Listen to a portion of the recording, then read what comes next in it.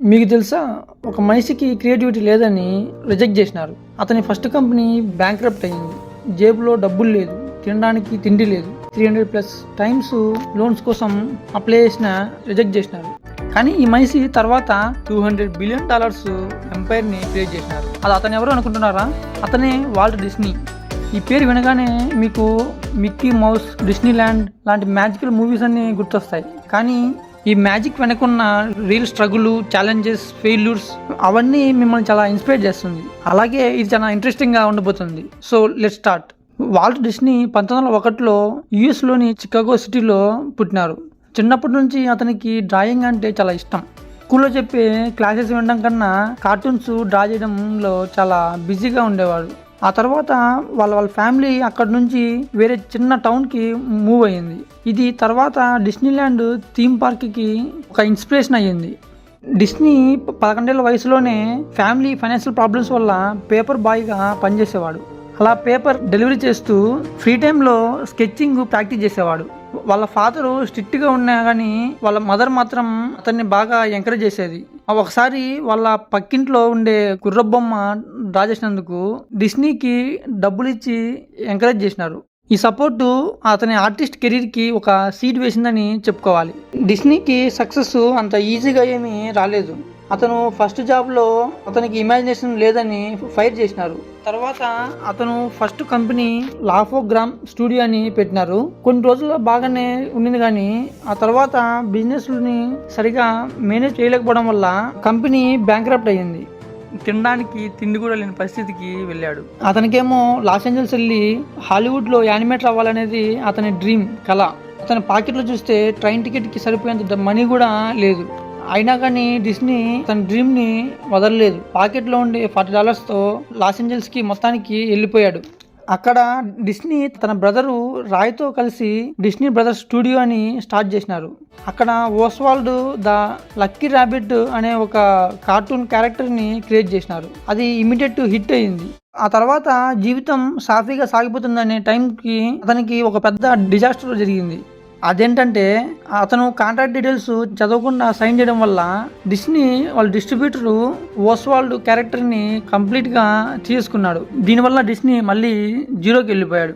అతని దగ్గర ఉండే rights, artist, money, popular character అన్నీ పోయినాయి. ఈ మోసం డిస్నీని చాలా ఎమోషనల్గా హర్ట్ చేసింది. ఇలాంటి టైంలో చాలామంది గివ్ అప్ ఇస్తారు, కానీ డిస్నీ గివ్ అప్ ఇవ్వకుండా మళ్ళీ ట్రై చేసినాడు. అతను ఒకసారి ట్రైన్ జర్నీ చేస్తూ ఉండగా ఒక చిన్న మౌస్ క్యారెక్టర్ని స్కెచ్ చేసి క్యారెక్టర్కి మిక్కీ మౌస్ అని నేమ్ పెట్టారు. ఆ తర్వాత మిక్కీ మౌస్ క్యారెక్టర్తో స్టీమ్ బోట్ విల్లే అనే షార్ట్ ఫిల్మ్ తీసి దానికి సింక్ అయ్యే సౌండ్ని యాడ్ చేసి థియేటర్లో రిలీజ్ చేసినారు.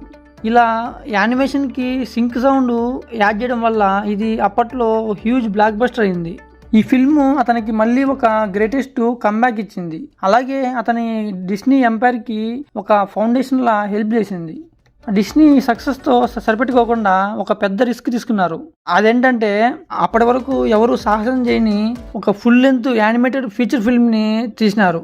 ఆ ఫిల్మ్ పేరు snow white and the 7 dwarfs. ఈ విషయం విని హాలీవుడ్లో అందరూ నవ్వినారు.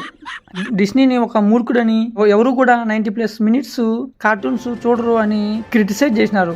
డిస్నీ ఏమో ఈ ఫిల్మ్ కోసం అతని దగ్గర ఉన్న సేవింగ్స్, అతని ఇంటిని కూడా తాకట్టు పెట్టి ఈ ప్రాజెక్ట్ని కంప్లీట్ చేసినారు. ఆ తర్వాత ఈ ఫిల్మ్ రిజల్ట్ ఒక బ్లాక్ బస్టర్ హిట్ అయింది. యానిమేషన్లో ఒక కొత్త ఎరాని క్రియేట్ చేసింది. దీనికి డిస్నీ చెప్పిన ఫేమస్ కోట్ ఏంటంటే క్వాలిటీ విల్ విన్ అవుట్.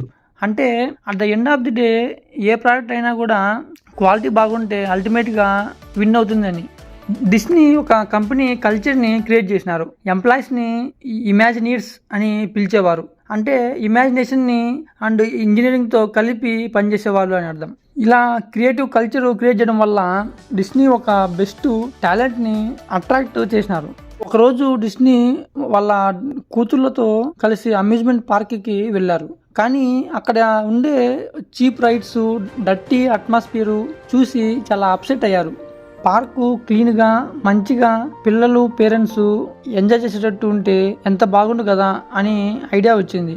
ఆ తర్వాత అతను డిస్నీల్యాండ్ అనే ఒక థీమ్ పార్క్ ఐడియాని బ్యాంక్స్ కి పిచ్ చేసినారు. బ్యాంక్స్ 300+ టైమ్స్ ఈ థీమ్ పార్క్ ని రిజెక్ట్ చేసినారు.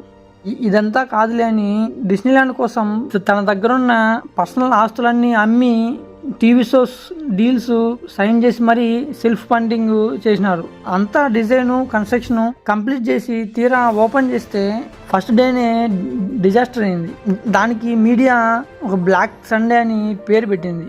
వాటర్ లీక్ కావడం, అస్ఫాల్ట్ రోడ్స్ మెల్ట్ కావడం వల్ల చాలా ప్రాబ్లమ్స్ క్రియేట్ అయినాయి. కానీ డిస్నీ త్వరగా ఆ ప్రాబ్లమ్స్ ని ఫిక్స్ చేసి ఒక వారంలోపే డిస్నీల్యాండ్ని మళ్ళీ ఒక హ్యూజ్ సక్సెస్గా మార్చినారు.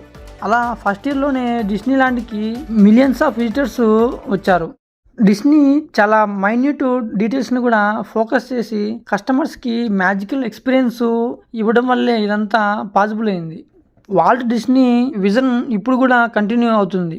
డిస్నీ ప్రజెంట్ $200 బిలియన్ వర్తున్న ఎంపైర్. ఇది తెలుసా? Disney plus, Pixar, Marvel, Star Wars, theme parks ఇవన్నీ వాల్ట్ డిస్నీ కంపెనీవే.